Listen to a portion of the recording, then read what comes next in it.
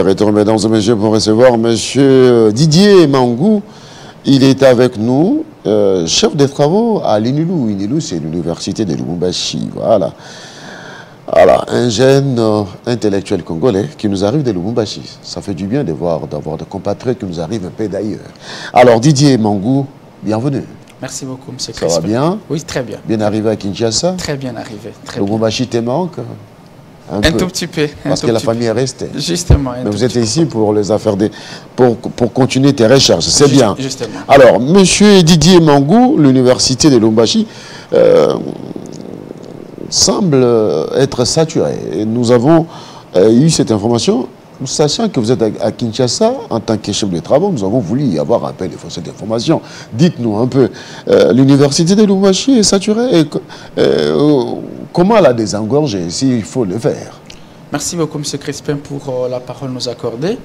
Il est vrai que l'université de Lubumbashi, à ce jour, est saturée parce que nous recevons près de 40 000 étudiants et l'infrastructure... 40 000? Près de 40 000, en tout cas, parce qu'ils viennent de partout. 40 000 étudiants, c'est le stade Tata Raphaël de Kinshasa, plein à craquer. Plein à craquer, plein à craquer. Ce qui fait que nous sommes la meilleure et beaucoup d'étudiants aimeraient bien venir étudier à l'université de Lubumbashi.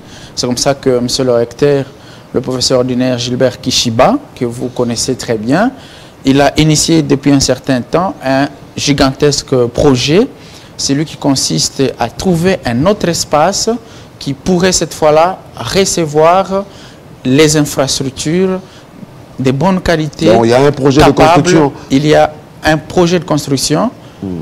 Un fonds a déjà été acheté pour construire une nouvelle université. Maintenant, nous sommes en train de chercher des moyens pour le faire. C'est ça la grande question. Comment pouvons-nous trouver... Comment financer ces projets? Comment financer ces projets? Le premier partenaire, bien évidemment, c'est l'État qui doit devoir soutenir. Est-ce que vous avez introduit le projet auprès du ministère des ministres de l'ESU, Moïndo Nzangi? En tout cas, on a introduit les projets à tous les niveaux. On a introduit les projets. Ça fait combien de temps que vous avez envisagé cela? Que l'université a envisagé cela? Ça fait à peu près 4 ans. 4 ans. 4 ans déjà. 4 ans que les démarches sont entreprises. Aujourd'hui, nous sommes... Rien n'est fait? Je ne dirais pas que rien n'est fait parce que les initiatives qui ont été engagées sont en train de payer chaque jour parce que le recteur ne dort pas. Il est chaque jour debout pour toquer ci et là afin de trouver le moyen. Et nous avons pensé que c'est un bon moment. Nous voulons saisir l'opportunité. On a un président de la République qui se soucie de l'éducation. Vous voyez aujourd'hui la gratuité est en train de marcher et il est soucié de la formation des jeunes. Il a reçu dernièrement les jeunes. Je crois qu'il aurait bien voulu recevoir ces jeunes-là dans un grand amphithéâtre parce que ce sont les universités qui reçoivent des manifestations comme ça. Mais parce que nous n'avons pas d'infrastructure, comment faire? Et je souhaite bien que la prochaine occasion que le président de la République va devoir accorder aux jeunes, que ça se passe chez nous à Lubumbashi parce que nous avons un grand auditoire, un grand espace qui a été construit par le recteur de l'université de Lubumbashi. Je crois que c'est la plus grande salle que nous avons dans la ville. Elle est devenue en peu de temps une salle mythique parce que vous avez vu le roi de Belge, quand il est arrivé, il a choisi l'université pour aller se prononcer. Vous voyez l'importance de l'université et même aux États-Unis d'Amérique, lorsqu'il y a débat lors des élections présidentielles, on ne choisit pas des salles de fête, hein? On choisit des auditoires, on choisit des amphithéâtres. C'est là où on produit des connaissances. Mais selon les informations, l'université est victime des spoliations. Justement, c'est ça aussi une autre problématique. On veut tout exploiter et partout. L'université a des fonds, il a des espaces qui font objet aujourd'hui des spoliations, notamment la ferme Naviundu. Et le recteur Kishiba a un projet très sérieux. Il considère que cette ferme peut nourrir toute la vie de Lubumbashi. Et les chercheurs de la faculté d'agronomie sont en train de travailler là-dedans pour produire. Aujourd'hui, nous sommes en train de nous libérer un tout petit peu de la dépendance que l'on avait vis-à-vis de la Zambie qui nous produisait pratiquement tout. Mais aujourd'hui, cette ferme-là est en train de produire, mais elle fait objet de spoliation. Nous avons également l'Usuichi et il y a même un écologiste belge, un professeur, Pierre Mills, qui s'inquiète de voir que cette terre-là fasse objet de spoliation. Vous voyez un Belge qui s'inquiète pendant ce temps. Nous, qu'est-ce qu'on fait? Nous nous inquiétons également. Alors, pendant ce temps, vous avez initié des correspondances pour dénoncer. Vous avez vu l'autorité provinciale quand même.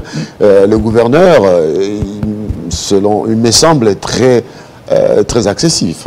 Absolument, accessible. Absolument, absolument. Nous avons initié quelques démarches pour stopper ces spoliateurs-là, afin qu'ils ne prennent pas tout. Parce que, vous voyez, je me rappelle d'un scientifique qui disait que si vous voulez détruire une nation, vous n'avez pas forcément besoin des armes nucléaires.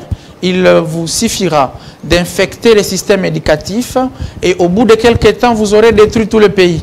Et donc, l'université doit être au cœur du débat public. Au cœur du débat public. Et c'est ce que nous sommes en train de faire. C'est ce que notre université est en train de faire. C'est comme ça qu'elle est la meilleure. Elle est la meilleure pas parce qu'elle s'est autoproclamée la meilleure. Il y a des résultats probants qui témoignent qu'elle est exactement la meilleure université de la République. Et alors, vous parlez on parle de l'université de Lubumbashi. Vous êtes chef des travaux. Est-ce que l'université a pris une position en rapport avec l'arrêt de la Cour constitutionnelle dans l'affaire Matata? Oh, une belle question. Si l'université a pris une position par rapport à la question de l'arrêt, non.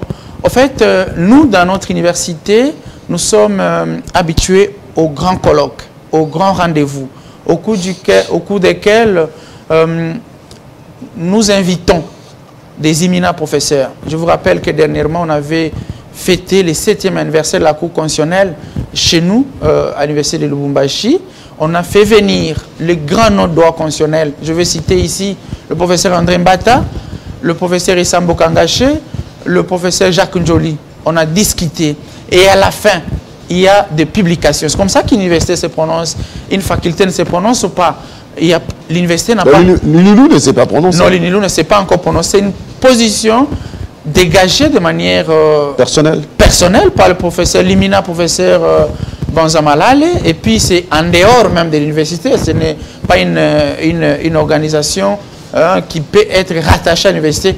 Nous vous annonçons même que dans les jours qui viennent, nous sommes en train d'envisager un grand colloque au cours duquel on va parler de ces questions. Nous, l'université ne se prononce pas comme ça. C'est une position prise par un professeur de manière... Qui n'engage pas l'université. Ça ne peut pas engager l'université. L'université ne se prononce pas comme ça. Si l'université veut parler, en tout cas, elle organise un colloque et les gens viennent librement échanger, penser, et à la fin du colloque, les travaux du colloque sont publiés. C'est comme ça que ça se passe. Didier Mangou, chef de travaux, merci. Merci beaucoup, M. Crispin. Bon séjour à Kinshasa, la capitale. Mesdames et messieurs, c'est la fin de Kinshasa Direct. On se retrouve prochainement pour d'autres émissions. Restez branchés sur votre chaîne. Au revoir.